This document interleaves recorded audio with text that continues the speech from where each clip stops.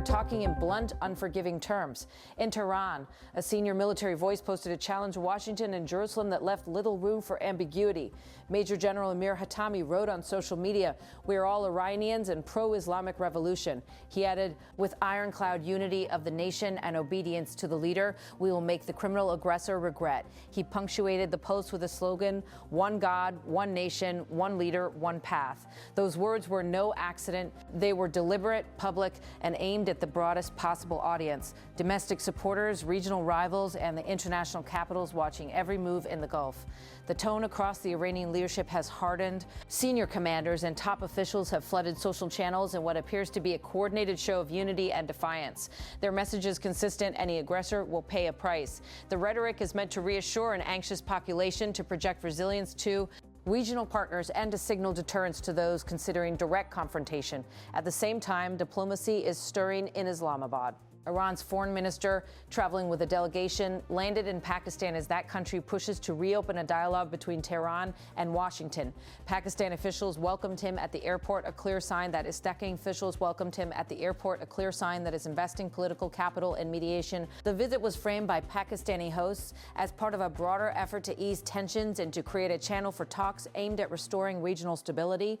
Iran's foreign ministry put the diplomatic line plainly. ARG will hold meetings with senior Pakistani officials as part of Islamabad mediation efforts aimed at ending what he described as an American-imposed war of aggression and restoring peace in the region, said Ismail Bakai, identified in an official post. At the same time, Tehran has been careful to set its own conditions. No direct talks with Washington. T said, with Islamabad acting as an intermediary to carry messages to the United States. That stipulation, no direct bilateral contact, is telling. It underlines both Iran's distrust of the U.S. and its desire to manage risks on its own terms. It also complicates the task Pakistan has taken on to bridge gaps between two governments that have decades of animosity and that now face a series of immediate combustible crises. On the American side, officials say they are engaging through a separate channel. 2 U.S. envoys have been named to lead a diplomatic push that, at least publicly, is focused on negotiation and pressure simultaneously. The envoys' engagement is backed, the administration says, by a network strategy in Washington, where the vice president and cabinet leaders are described as coordinating with the national security team. Whether those lines, direct, indirect, and otherwise, will yield a pathway back to talks depends on a host of conditions, many tied to what's happening at sea. The maritime front is the immediate flashpoint. Over the past weeks, there has been an increasingly aggressive posture in and around the Strait of Hormuz and adjacent waters. Iran has linked any future engagement with developments related to the maritime situation, and for its part, the United States has responded with a campaign of interdiction described by officials as decisive and comprehensive. Unlike the endless wars of the past that dragged on for years and for decades with little to show for it, Operation Epic Fury has delivered a decisive military result in just weeks, one senior American speaker declared. The statement continued, framing the campaign as sharply defined and outcome-oriented. Operation Epic Fury has been laser-focused from the very start. As I've said to all of you, clear mission objectives, and ultimately Iran will not have a nuclear weapon. Those lines make strategic declaration with political theater. They are meant to shore up domes. Tick narrative that swift, robust action can produce results where protracted campaigns did not, while also signaling to allies and adversaries a willingness to use force to shape outcomes. The speaker went further, calling the operation a bold and dangerous mission, a gift to the world, and said it was historic courtesy of a bold and historic president. Central to the American account is a naval blockade enforced, officials say, with increasing reach. As part of that effort, the United States has imposed an ironclad blockade that grows more powerful by the day, the same statement said. From the Gulf of Oman to the open oceans, our Navy is enforcing this blockade without hesitation or apology. The claim is explicit. Vessels the United States identifies as meeting its criteria, either flagged to Iran or linked to Iranian ports, have in turn back. As of this morning, the number cited was 34. The statement also described seizures beyond the Gulf, recounting 2 interdictions Chinde's shifts in the Indo-Pacific of ships described as tied to Iranian sanction evasion networks. We seized their sanctioned ships and we will seize more. The speaker said our blockade is growing and going global. There is a combative tone and it grows sharper when the speaker turns to the rules of engagement. President Trump has authorized the United States Navy to destroy any Iranian fast boats that attempt to put mines in the water or disrupt passage through the Strait of Hormuz to shoot and kill. The declaration said, our commanders have clear rules of engagement. If Iran is putting mines in the water or otherwise threatening American commercial shipping or American forces, we will shoot to destroy. No hesitation, just like the drug boats in the Caribbean. Those words are not only a military warning, they are also a political signal meant to ratchet up the stakes for Tehran. The United States framed the maritime environment as a test of will and capacity. No one sails from the Strait of Hormuz to anywhere in the world without the permission of the United States Navy, the statement said. To the regime in Tehran, the blockade is tightening by the hour. We are in control. Nothing in, nothing out. Iran's leaders hear and answer in force. Hatami's social media posts the public displays of solidarity by top commanders, and the state's repeated reference to unity and the leader are part of a defensive political posture built to absorb pressure. This is domestic politics as much as it is foreign policy. The leadership must reassure Iranians that the state will not be cowed, and it must cultivate the image of a nation resisting what it portrays as external aggression. The paradox of this moment is that both sides claim to prefer a negotiated solution, even as they posture for confrontation. U.S. officials have framed their approach as offering Iran a clear choice: abandon aspirations for a nuclear weapon through meaningful and verifiable steps, or face a campaign of economic and military pressure.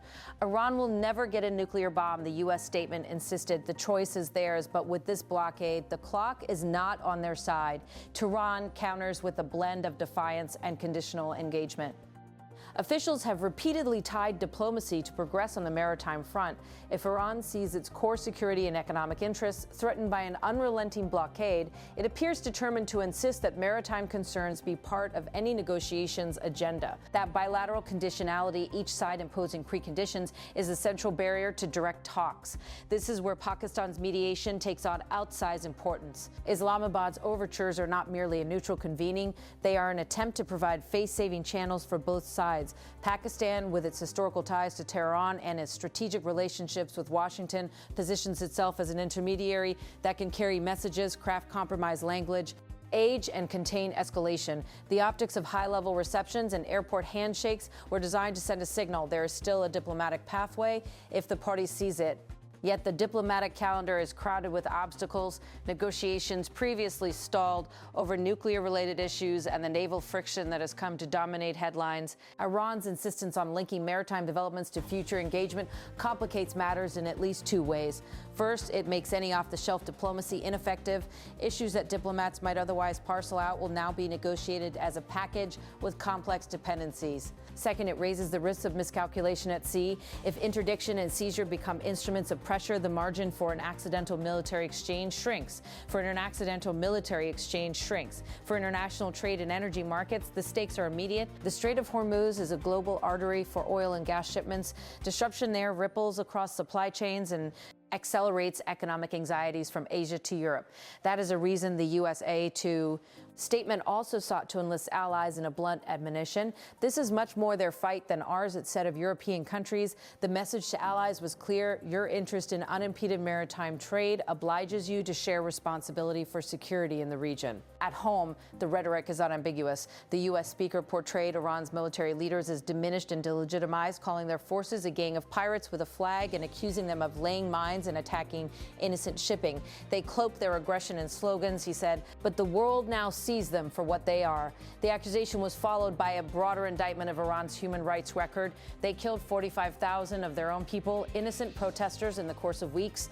The statement claimed a reference that, whether contested or corroborated, was used purposefully to frame Iran as a state acting a guy against its own citizens. These narratives, maritime control, human rights abuses, economic pressure, and the specter of nuclear ambition, are being arranged to justify a robust U.S. campaign. The War Department stands ready for what comes next, locked and loaded, the speaker concluded. The feared, coupling a posture of resolve with a rhetorical appeal. May God continue to bless our warriors each and every day and on each and every mission.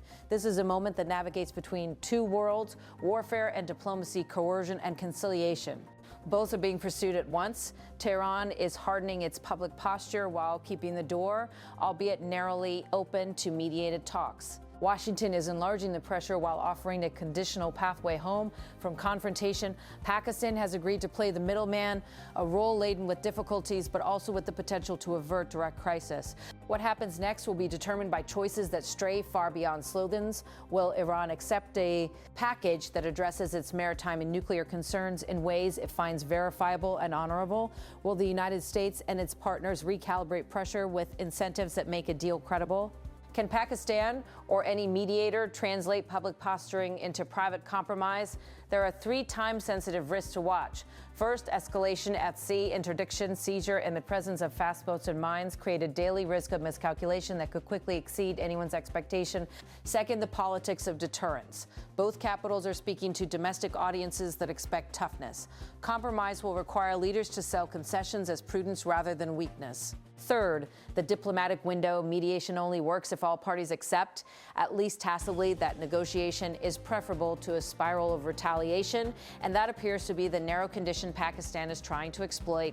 For civilians across the region, the human cost of any misstep could be severe. For commercial shippers and global markets, even short disruptions in the Strait of Hormuz would ripple outward. For the diplomatic community, the urgent task is to create protocols that separate coercive pressure from constructive bargaining, to find a way to lower the temperature without rewarding dangerous behavior.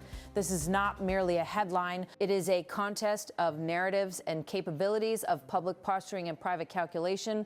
The words from Tehran and Washington are loud and uncompromising. The gestures in Islamabad are quieter, designed for back channels and translation. The maritime environment is the proximate flashpoint, and the choices made on those waters by captains, commanders, and politicians may determine whether the crisis dilutes into negotiation or intensifies into conflict.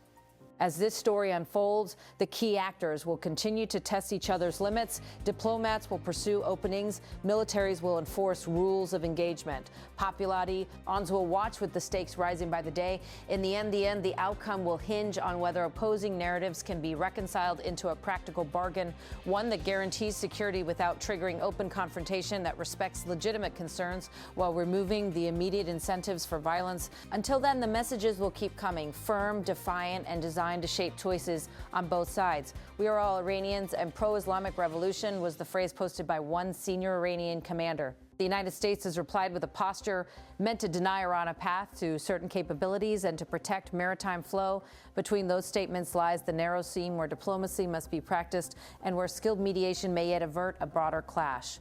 The coming hours and days will test whether rhetoric can be turned into restraint and whether diplomacy can outpace escalation. The world is watching.